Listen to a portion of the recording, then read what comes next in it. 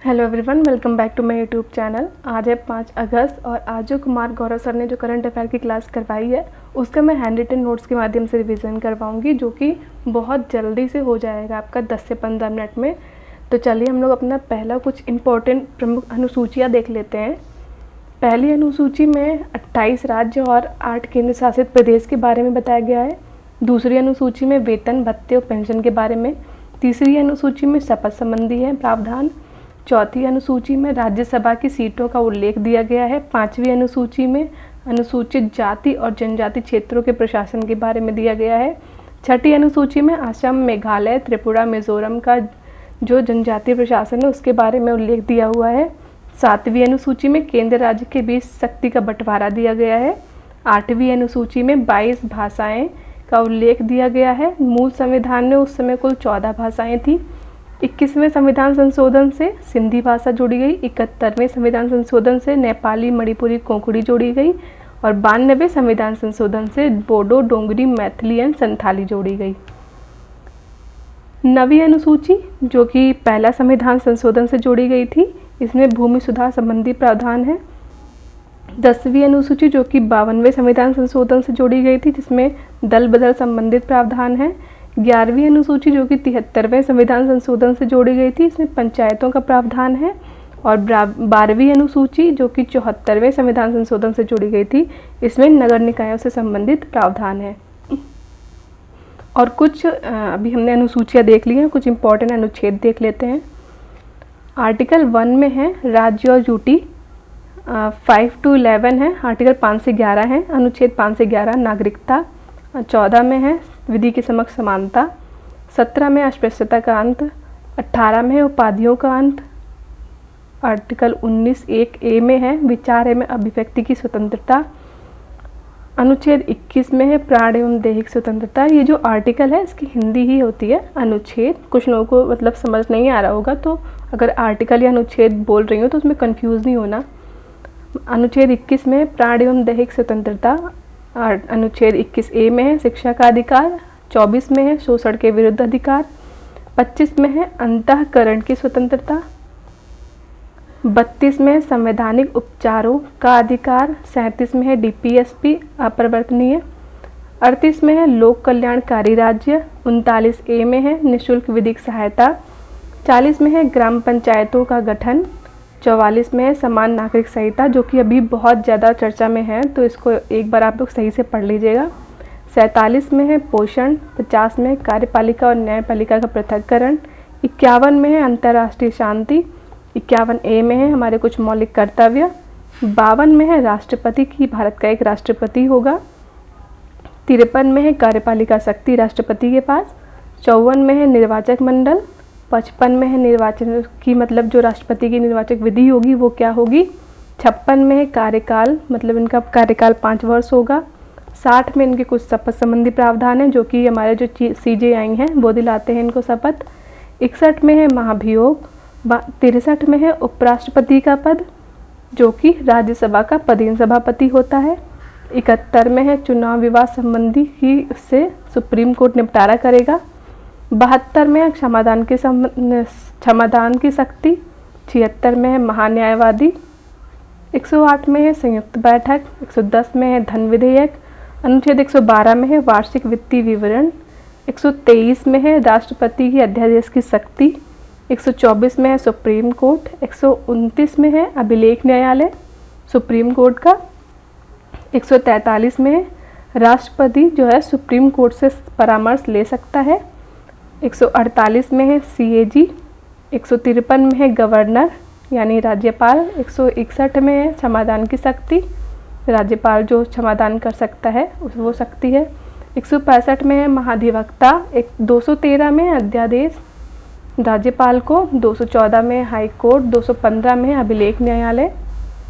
226 में है रिट जारी करने की शक्ति हाई कोर्ट के पास। 239(a) में है दिल्ली से संबंधित कुछ प्रावधान। 243 में स्थानीय सुशासन और ग्रामीण सुशासन के बारे में दिया गया है। 246(a) में GST है, जो कि 101वें संविधान संशोधन से जोड़ी गई थी। 263 में अंतर्राज्यीय परिषद है। 266 में संचित निधि। 267 में आकस्मिक निधि है। अनुच्छेद 280 में वित्त आयोग है। 300A में संपत्ति का अधिकार है। 315 में यूपीएससी के बारे में है। 324 में निर्वाचन आयोग है। 338 में एनसीएससी यानी national commission for schedule caste और 338A में एनसीएसटी यानी national commission for schedule tribes. 343 में है राजभाषा हिंदी होगी। 352 में है राष्ट्रीय आपात। 356 में है राष्ट्रपति शासन। 360 में है वित्तीय आपात। 368 में है संविधान संशोधन और 370 में है जम्मू कश्मीर से संबंधित कुछ प्रावधान है। तो हमारे आर्टिकल यहीं पे समाप्त होते हैं। चलिए हम लोग अपना करंट अफेयर का पहला क्वेश्चन देखते हैं। यूएसए और जापान किस अन्य देश के साथ पहली बार स्टैंड अलोन त्रिपक्षीय शिखर सम्मेलन का आयोजन करेंगे? तो वो दक्षिण कोरिया के साथ करेंगे। 3 होंगे, यूएसए होंगे, जापान होंगे और दक्षिण कोरिया होंगे। यह पहली बार हो रहा है। जो अमेरिका में एक स्थान है मैरीलैंड, वहाँ पे होगा। इसमें जो है नॉर्थ के कोरिया को काउंटर करने के लिए किया जा रहा है।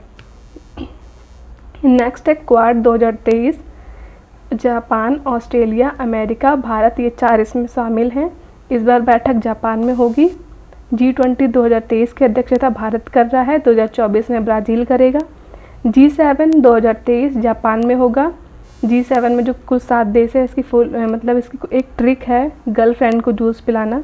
मतलब G से जर्मनी, F से फ्रांस, J से जापान, U से अमेरिका USA और I से इटली, C से कनाडा और E से इंग्लैंड।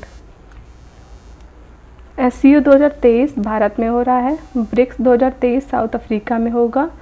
2021 में हुआ था इंडिया में, 2022 में चीन में हुआ था, 2023 में साउथ अफ्रीका में होगा। दूसरा क्वेश्चन है एम पावर नीति के तहत किसने तंबाकू नियंत्रण पर रिपोर्ट जारी की है? तो WHO ने जारी की है, विश्व स्वास्थ्य संगठन। WHO की स्थापना 7 अप्रैल 1948 में हुई थी। इसका मुख्यालय जिनेवा में है। 2008 में नीति आई थी एम पावर नीति, जिसका काम था तंबाकू को नियंत्रण करना। 2007 में एक रिपोर्ट निकाली गई थी कि वर्ल्ड में कुल 22.8% लोग जो हैं वो स्मोकिंग करते हैं। 2021 में जो रिपोर्ट निकाली गई उसमें कुल 17% रह गए, यानी कमी हुई है। वर्ल्ड में कुल 17% लोग अब स्मोकिंग करते हैं। ये जो एम पावर नीति है इसकी फुल फॉर्म है। इसमें जो कुछ दिए गए हैं प्रावधान, एम में है तंबाकू के उपयोग रोकथाम की नीति की निगरानी करना। पी से है लोगों को तंबाकू के धुएं से बचाना। ओ से है धूम्रपान छोड़ने के लिए सहायता प्रदान करना। डब्ल्यू से है तंबाकू के खतरों के बारे में चेतावनी देना। ई से है तंबाकू के विज्ञापन, प्रचार एवं प्रयोजन पर प्रतिबंध लगाना। आर से है तंबाकू पर कर लगाना। मतलब कि ज़्यादा कर लगाएंगे तो कम बिक्री होगी। नेक्स्ट है आई फ्लू। ये जो सर लल्लन टाव वाली बातें बताते हैं, ये स्टार बना के वही दिया हुआ है। आई फ्लू किस वायरस के कारण होता है? तो एडिनो वायरस के कारण होता है। ये बहुत ज़्यादा इंपॉर्टेंट है क्योंकि इस समय आई फ्लू बहुत ज़्यादा फैल रहा है। WHO ने भारत को कब पोलियो मुक्त घोषित किया? तो वो 2014 में किया था। पोलियो जो होता है वो वायरस से होता है। विश्व तंबाकू दिवस 31 मई को मनाते हैं। WHO ने हाल ही में किस देश को मेजर्स फ्री घोषित किया है? तो वो भूटान और तिमोर लिस्ट को घोषित किया है। तिमोर लिस्ट एक चीज़ के लिए और इम्पॉर्टेंट है क्योंकि आसियान का ये 11वां सदस्य देश बना है। तीसरा क्वेश्चन है 30,000 कलाकारों की डिजिटल प्रतियों को चंद्रमा पर संग्रहित करने के लिए कौन सा मिशन प्रारंभ किया गया है? तो वो लूनर कोडेक्स मिशन और नोवा कलेक्शन मिशन, ये दोनों मिले हैं, ये चालू किया गया है। कनाडा के एक कला संग्राहक हैं सैमुअल पेराल्टा। इन्होंने कहा है कि जो म्यूज़िक, फिल्म, युद्ध में जो भी लोग मरे हैं या जो भी इम्पोर्टेंट लोग हैं, महामारी जो हुई है, जो संकट हुए हैं, उनके लिए कदम उठाया गया कि इन सबको चांद पे भेजने वाले हैं ये, कि जो भविष्य में आने वाली पीढ़ी है उनके लिए कुछ मिसाल बन सके। नेक्स्ट है चंद्रयान फर्स्ट में जो रॉकेट था वो PSLV है। ऑर्बिटर मिशन था यह। चंद्रयान 3 में LVM-3M4 है जो कि 14 जुलाई को लॉन्च हुआ। इसमें विक्रम और प्रज्ञान लैंडर रोवर हैं। आर्टेमिस मिशन क्या है? मनुष्य को चांद पर उतारना ही ये आर्टेमिस मिशन है। इसे नासा ने लॉन्च किया है। क्रिस्टीना कोच जो है चांद पर जाने वाली पहली महिला बनी है। C-25 चंद्रयान 3 का जो क्रायोजेनिक इंजन है वो है मंगलयान PSLV C-25 से लॉन्च किया गया था। चौथा क्वेश्चन है मॉर्गन स्टैनली ने भारतीय बाजार को कौन सी रेटिंग प्रदान की है? तो वो ओवरवेट रेटिंग प्रदान की है। यह भारत के लिए एक सकारात्मक संकेत है। भारत की अर्थव्यवस्था जो है लंबे समय के लिए तेजी के द्वार पर खड़ी है, तो यहाँ पे जो भी जनसंख्या बढ़ रही है तो उसके लिए एक सकारात्मक संकेत है बाजार के लिए। नेक्स्ट, भारत विश्व के कौन से क्रम की अर्थव्यवस्था है? तो वो 5वें नंबर की है। इंग्लैंड को पछाड़ कर ये 5वें नंबर पे पहुंचा है। द्वितीयक यानी सेकेंडरी बाजार को कौन रेगुलेट करता है? हम इसको कंट्रोल नहीं बोल सकते हैं। कंट्रोल की डेफिनेशन अलग होती है और रेगुलेट करने की डेफिनेशन अलग होती है। तो ये रेगुलेट पूछ रहा है तो ये सेबी करता है। इसको हम लोग स्टॉक एक्सचेंज भी कहते हैं। इसकी इस समय जो हेड हैं वो माधवीपुरी बुच हैं। जो प्राइमरी मार्केट है उसको RBI रेगुलेट करती है।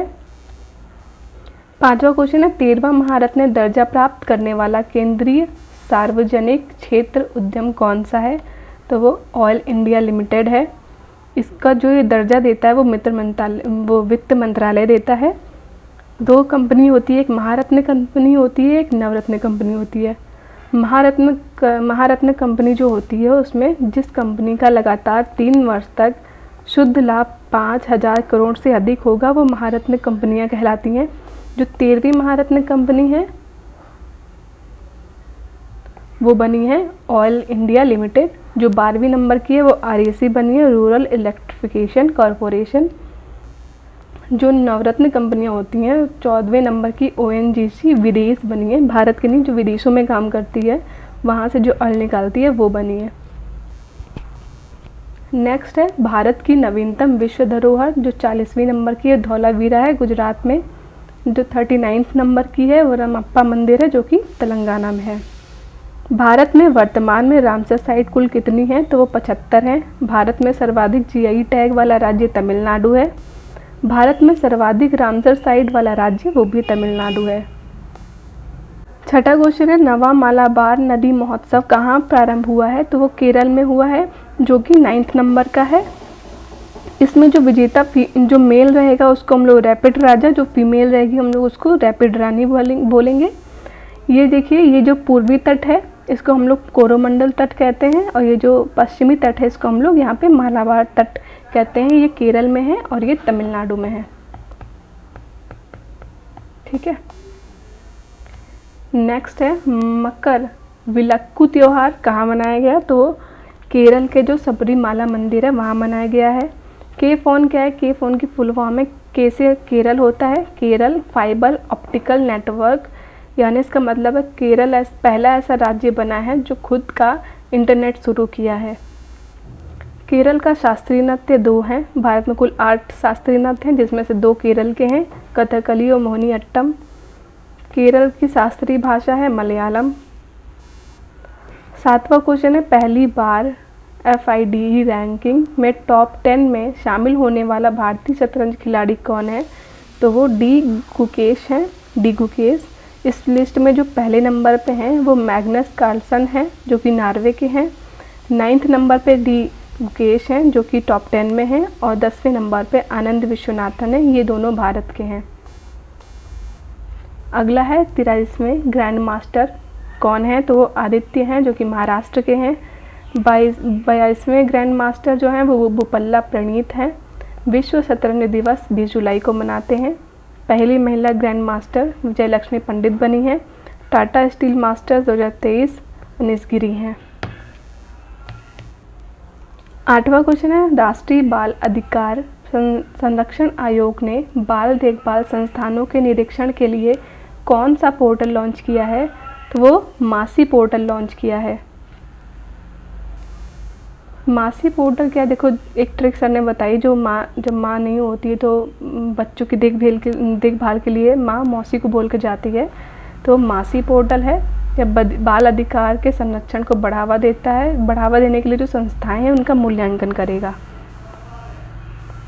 नेक्स्ट है ई समाधान पोर्टल UGC ने लॉन्च किया है जो कि कर्मचारी की समस्या के समाधान के लिए है।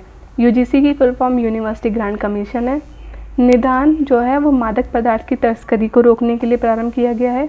ई सरस ऐप जो महिला प्रोडक्ट को बेचने के लिए एसएसजी है उसको सहायता के लिए ऐप लॉन्च किया गया है। इवॉल्व मिशन जो है वो इलेक्ट्रिक व्हीकल को बढ़ावा देने के लिए सिडबी ने लॉन्च किया है। नवा क्वेश्चन है, भारत में पहली बार लुप्त प्राय हिमालयी गिद्ध का सफल प्रजनन कहाँ किया गया है? तो ये असम के जू में किया गया है जो कि संकटग्रस्त हैं। यह विश्व में दूसरी बार हुआ है जो कि भारत सेकंड देश बना है। जो पहली बार किया था वो फ्रांस ने किया था। असम का शास्त्रीय नृत्य है सत्रिया। राष्ट्रीय जलमार्ग जो है असम में वो ब्रह्मपुत्र नदी पे बना है, धुबरी से सदिया। यहाँ ब्रह्मपुत्र नदी पे माजुली द्वीप भी है। तिब्बत में ब्रह्मपुत्र नदी को सांगपो नदी कहते हैं, टी इसमें साइलेंट है तो सांगपो कहते हैं इसको। गज उत्सव असम में मनाया गया है। असम के काजीरंगा राष्ट्रीय उद्यान में राष्ट्रपति ने मनाया है। अपमार्जक स्कैवेंजर्स जो हैं मृत पदार्थ पर डिपेंड जो होते हैं उनके लिए है। गिद्ध, चील, सियार इनको बोला जाता है। 10वां क्वेश्चन है, वासिप्पू इयक्कम योजना का संबंध किस राज्य से है? तो वो तमिलनाडु से है। इसमें क्या है, जो छात्रों को पढ़ने की आदत डालने के लिए स्कूलों में जो है वो लाइब्रेरीज मतलब पुस्तकालय उपलब्ध हो, इसलिए ये वासिप्पू इक्कयम योजना चलाई गई है। हर घर गंगा जल बिहार, अम्मा और बहन योजना सिक्किम की है। एक पंचायत एक खेल मैदान केरल की है। एक परिवार एक पहचान उत्तर प्रदेश की है।